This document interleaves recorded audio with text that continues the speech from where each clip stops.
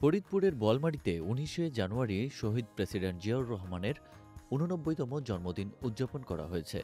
বিএনপির প্রতিষ্ঠাতা শহীদ জিয়াউর রহমানের জন্মদিন উপলক্ষে মৎস্যজীবী দলের উদ্যোগে আলোচনা সভা ও দোহা মাহফিল অনুষ্ঠিত হয়।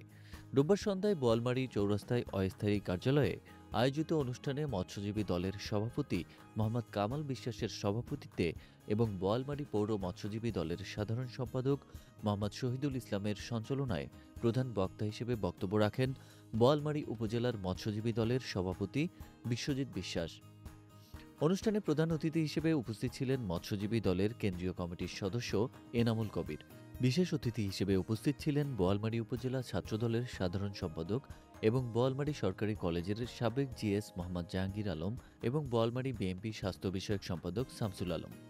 এছাড়া উপজেলা মৎস্যজীবী দলের সহসভাপতি এস এম লিয়াকত আলী, বোয়ালমারী মৎস্যজীবী দলের সাধারণ সম্পাদক মোহাম্মদ বিল্লাল হোসেন, পৌর মৎস্যজীবী দলের সহসভাপতি মোহাম্মদ আসাদ মোল্লা সহ বিভিন্ন নেতৃবৃন্দ বক্তৃতা দেন।